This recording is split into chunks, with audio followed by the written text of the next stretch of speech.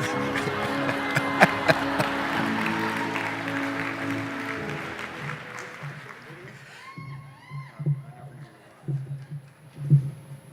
right. Welcome to Portland, Oregon.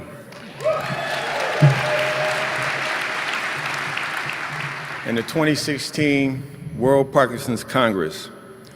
I thought we were playing a video up here, so I'm going to skip part of this because we never played the video, but we celebrated it. That's wrong too. Through the Congress and PTP, we had an opportunity to deepen our relations with some incredible Parkinson's organizations, including World Parkinson's Coalition, OHSU, Parkinson's Resources of Oregon, and Legacy Health. We're so grateful for everything that you do for this Parkinson's community.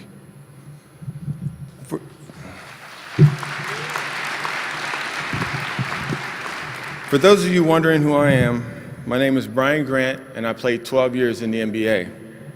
My NBA career started in 1994 when I was drafted 8th in the 1994 NBA draft. I played 3 years in Sacramento with Mitch Richmond. I played 3 years in Portland with Arvydas Sabonis. I played 4 years in Miami under Coach Riley, and 1 year in LA with Kobe, and 1 year in Phoenix with Steve Nash. During that last year, I was playing one-on-one with a teammate, and I noticed that I couldn't jump off my left leg. It was just felt really uncoordinated. Oh, and I had a little skin tremor right here in my wrist. I went over to my trainer and asked him what it was. He looked me right in the eye and said, "Old age. You're 36, and you might be over the hill for the NBA, but that's okay, we love you." I was like, all right, nothing's going on, nothing's wrong. Over the next year, I went through major depression. I blamed it on retirement because I'd seen what happened to other professional athletes when they retired. They go through some form of depression, so I just thought that's what it was, depressed about retiring.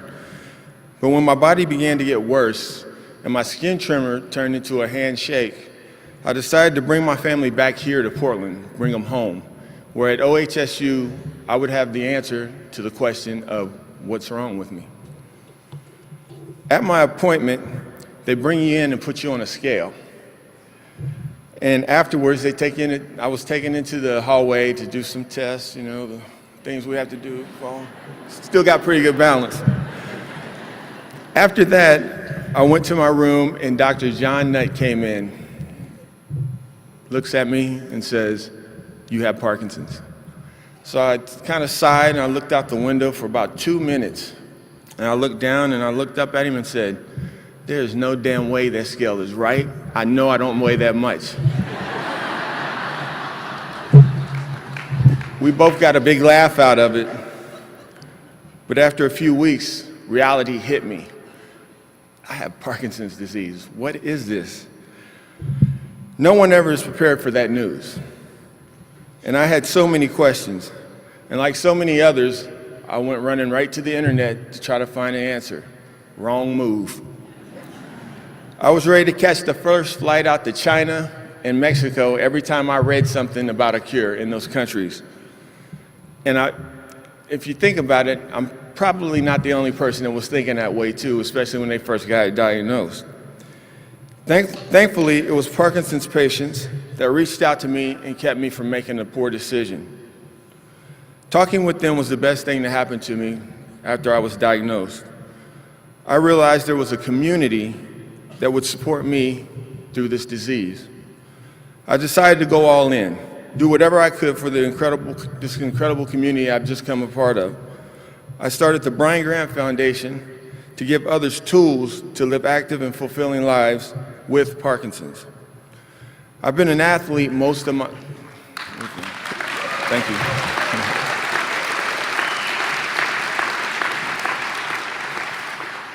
I've been an athlete most of my life. When you're an athlete and you're training, you train to be the best at your sport. I've spent countless hours on the court and in the gym, and I've been able to work with some of the top trainers in the world. Though I know I can't train my body to defeat Parkinson's, I know that through exercise, healthy eating, and the support of this community, I can live a long and happy life with this disease.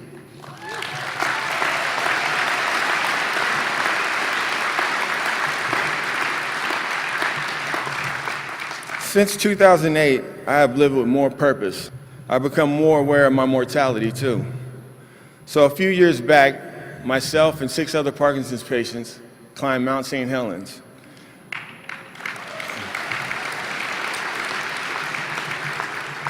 More than likely, if I didn't have Parkinson's, I probably wouldn't have climbed it, and I won't climb it again, I can tell you that much. I also learned how to surf and skateboard, but I have to be honest, I had to retire from skateboarding after falling down the driveway 2 or 3 times last year. So no more skating. I make more time to do the things I love to do, like fishing and hanging out with the people that matter to me the most in life. For years, my team has been 15 basketball players, but not anymore. You guys are my team.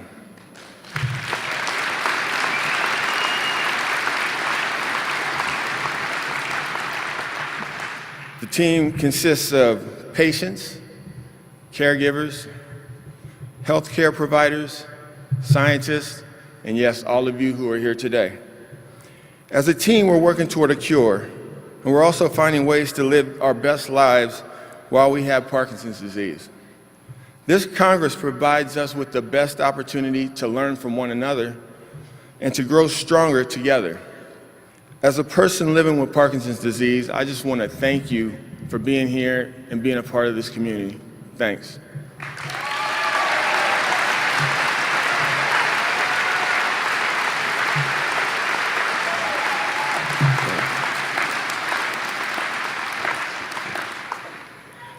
I love you too. I've been asked to give the award for the WPC video, so bear with me, please. It's my distinct pleasure tonight to be asked to announce and introduce the winner of the WPC video competition. The video competition started way back at the World Parkinson Congress of 2010.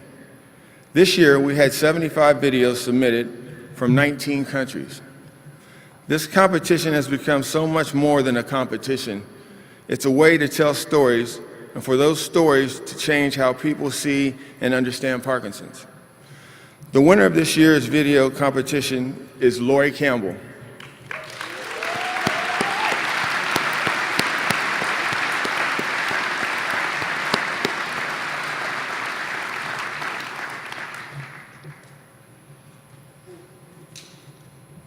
By the way, the name of her video was Victory.